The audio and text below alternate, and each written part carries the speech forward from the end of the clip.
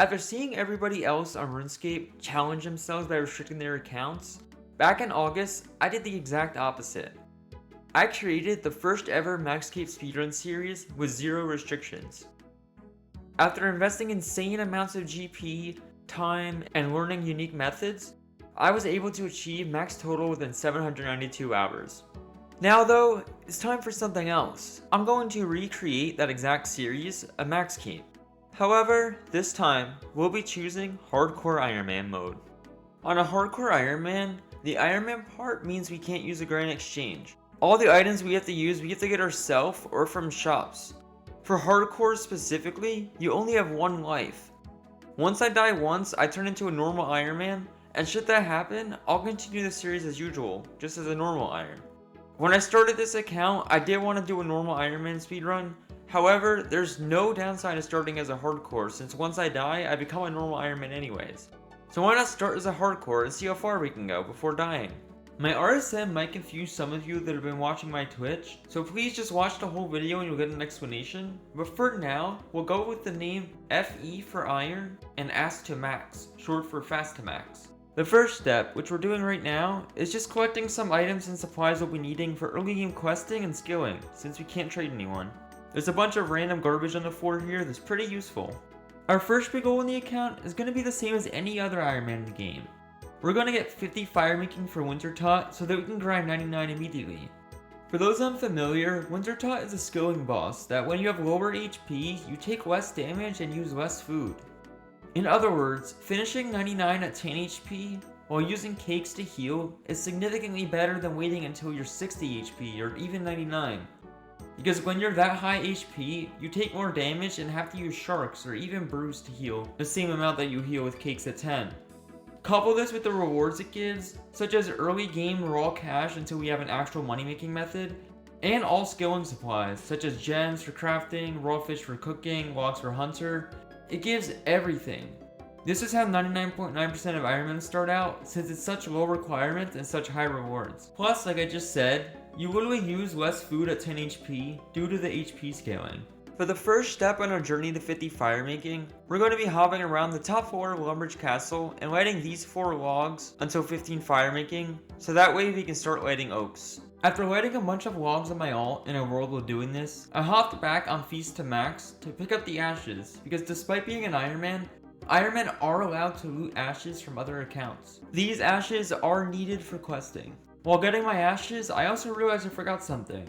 On my way up, I was supposed to start room mysteries, so I'm gonna do that right now before I forget. Because Ironmen have absolutely zero teleports, stamina energy potions, and items early on, it's essential to follow a precise plan that gets a lot of multi-questing out of the way. Multi-questing is when you start a quest and you don't immediately complete it, but rather you do multiple quests at the same time. Because, for example, right now I'm in Lumbridge Castle training firemaking. Why not, while I'm here, start room mysteries and worry about the second step later on in the account when I'm nearby the area for the second step, which is Wizard Tower. This requires a lot of planning, but thankfully, a lot of people have made guides to help us. If you guys were an Ironman and tried playing efficiently before, you probably heard of the OSRS guide. This was an in-depth guide made by OSRS, who currently has the fastest hardcore Ironman max cape at 119 days played, or 2,863 hours. This was done about 4 to 5 years ago, and while it has been updated since then, there's still many updates it does not consider since the game is always getting easier. So while the OSRS guide is a great guide, we're going to be using a very much updated guide called the Bruh Sailor guide. However, there's a small catch to it. This guide, made by Ironbruh and Parasailor, is very recent, and just like the OSRS guide, it has a lot of thought put into it. However, the downside of it for me is that this was not specifically made for my series. It was made for a normal Ironman that has to do PVM in the future, so it has you do things like combat achievements, camping some drops for upgrades, which aren't going to be needed if our only goal is for maxing, etc. So, throughout the series, we're going to be making adjustments to that. However, for this episode specifically, we only go through their first chapter, which for the most part is the same for a PVMer or a skiller. Huge thank you to both of them for working on this guide as hard as they have, and I'll put a link in the description. Let's jump back into the games. Also, on the way to 15 firemaking, before leaving Lumbridge Castle, we have to bank 110 logs for questing and fletching. so I started picking up my logs around now. After banking 110 logs, it was time to make some GP with early game thieving. This was a moment of truth. Are we strong enough to remain a hardcore Ironman? Or is this level 2 man going to rid us of the hardcore status? At not even 100 GP in, things were not looking good. I want this speedrun to take as little time as possible, so I wasn't going to go out of my way getting food. That's XP waste. So I let the man win, losing my hardcore status because respawning was quicker than getting food. It was a good run. After a couple more deaths and 6 thieving, we hit 250 GP and decided to move on. So I ran north while fletching to start X marks the spot quest, grabbed some runes from the magic tutor, and bought some stuff from the general store. Next, time to go south and start a second quest while I'm in the area, Restless Ghost. Then, run across the street and spend my hard-earned money that I got myself and didn't trade anybody for a steel axe from Bob.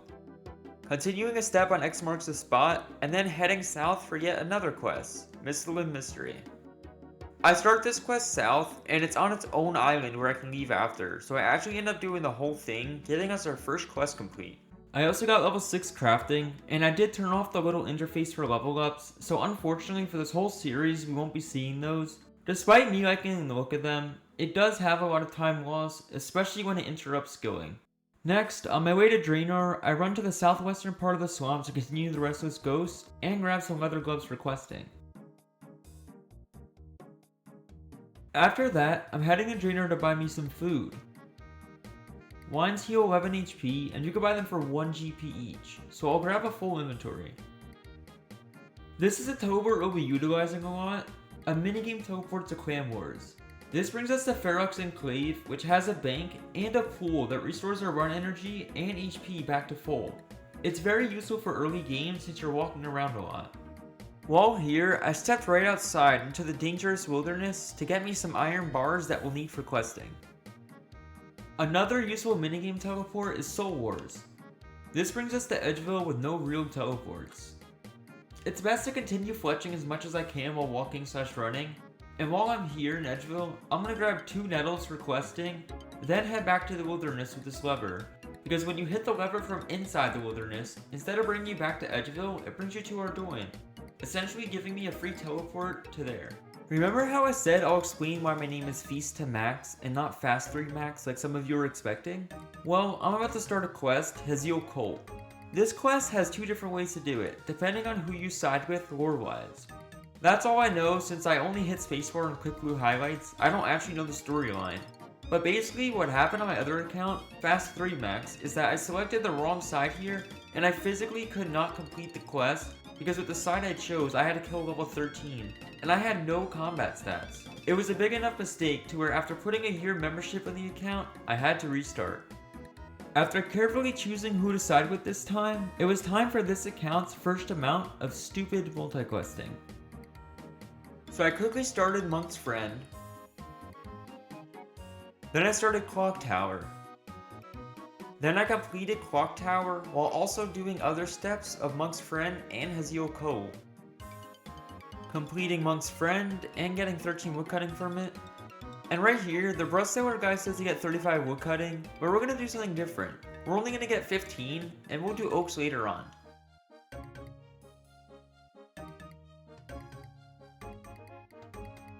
And it was at this point where I realized I definitely can't show every step of the Brushseller guide, because this episode is going to end up being like 1 hour long, so let's fast forward a bit. Now completing Haziel Cult, which gets us level 14 Thieving. Now, we need to get food for Wintertodt. The best way to do it is to get cakes from the stall here, and it's common knowledge to get about 300 to 400 for 99 firemaking. However, I'm going to be doing something different. I'm only going to bank 140 and see how far it can get me through the Wintertodt method that I'm going to be doing. Next quest, I'm completing Sheep Herder for a nice GP reward and some quest points. Starting Tribal Totem. And starting and completing Sea Slug. And this is where I made the first big mistake of the account. Remember when I mentioned I'll just hold off on getting 35 woodcutting until later on? Well, 35 woodcutting is for teaks. But what I didn't think about is the firemaking levels you get from it. It easily gets you to 30 firemaking, which is required for Sea Slug, and I didn't catch this until I was midway through the quest and couldn't light these logs. So I had to teleport out and go train woodcutting and firemaking. There's another YouTuber named Glem, working on an Ironman speedrun series, but with some restrictions. I learned about this Tuesday woodcutting method from their video, and it's in this nice spot south of Falador, where you can lure the 2 rats from the farm and play with these 2 oaks. I was going to do all of 15 to 50 firemaking in one sitting once I made my way over here, which at this point is now. And thankfully, the rats don't interrupt the firemaking cycle, so you can still firemake like normal. Fast forwarding to our goal of level 50 firemaking, given that I didn't have access to any 3-tick methods yet, I was able to get 50 firemaking in about 2.5 hours of training. I think that was pretty good. Following that, we went back to RD to finish Sea Slug and got 24 fishing from it.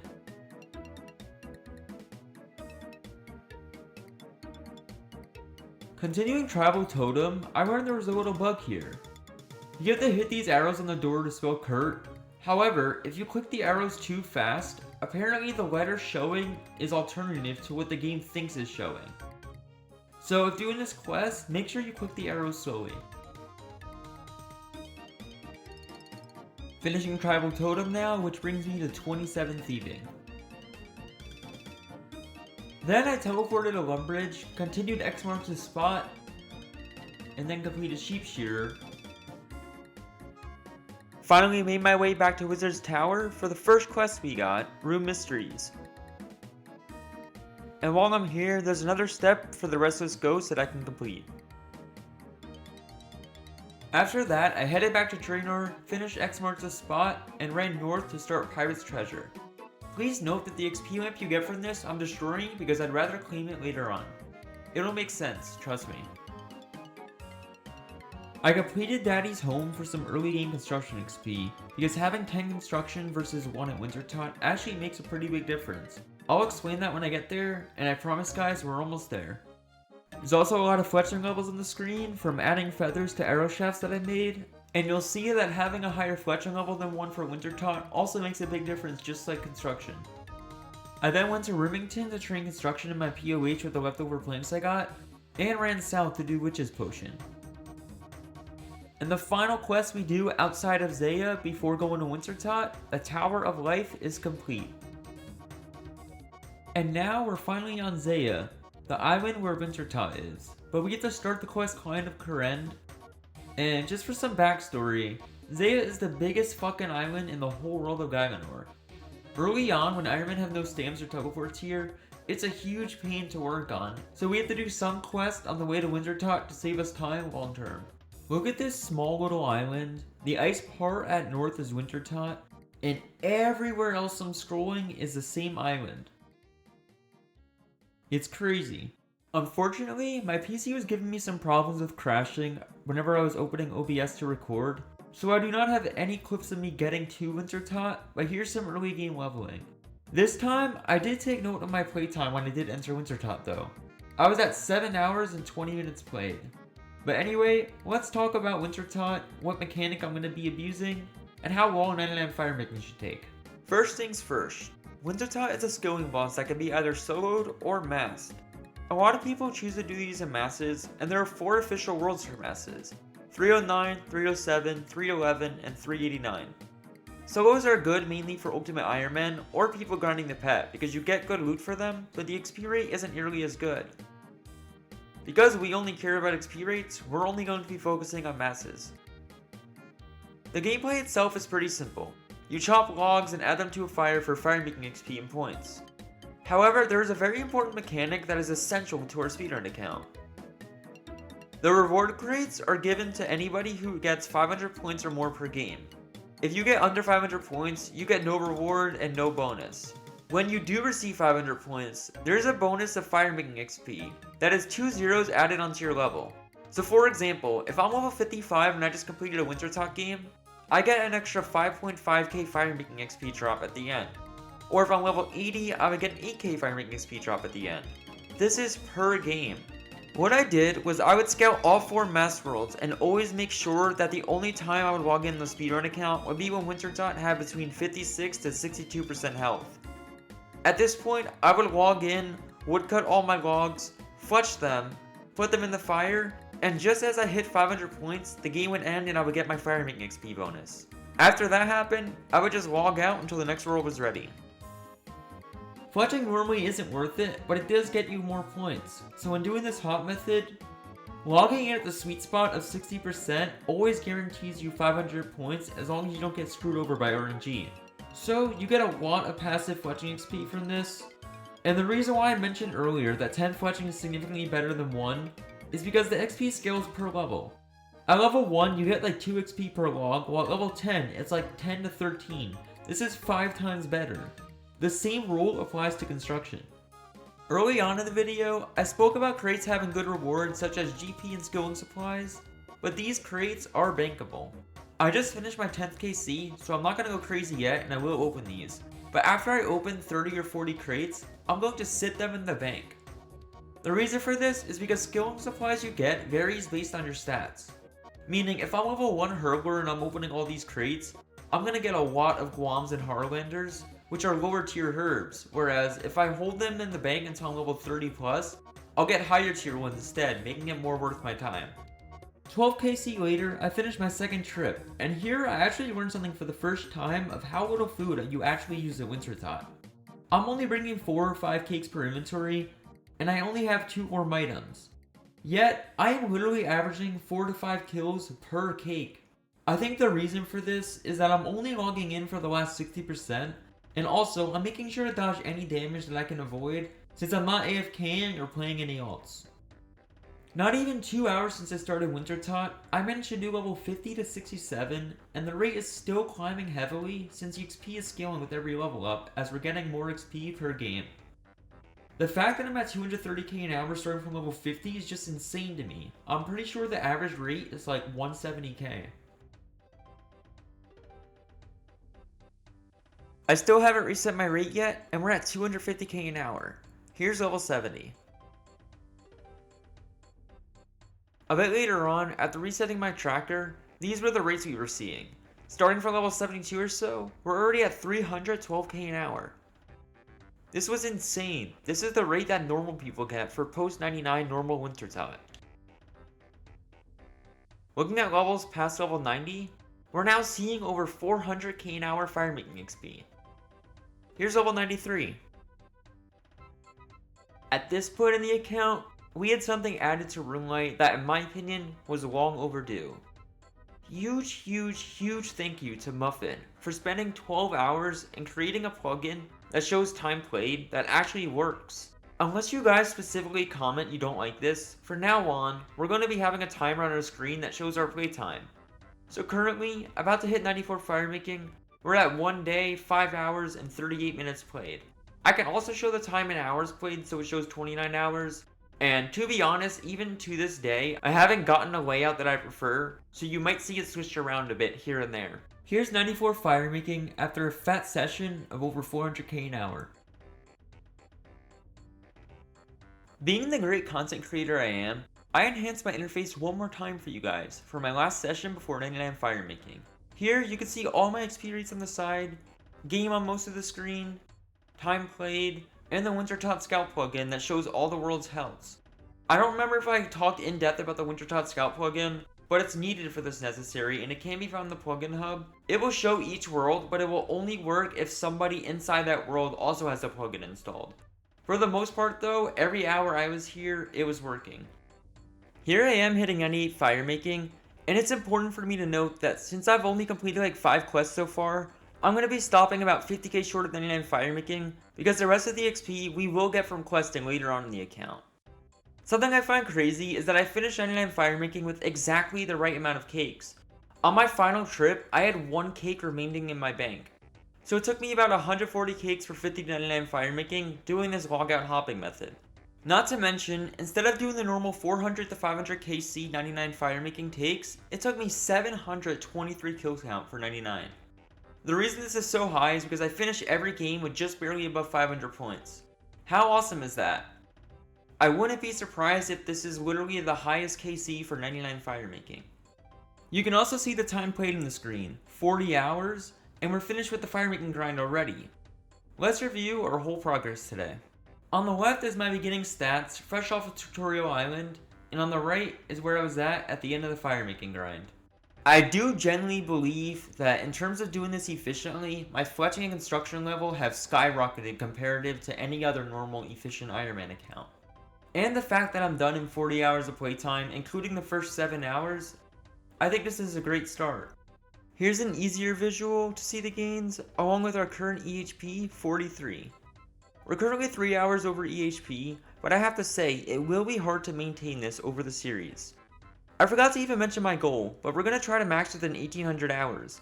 At perfect EHP rate, it's 1600 hours for max, but you guys have to trust me when I say those rates are insanely hard to get comparative to a main.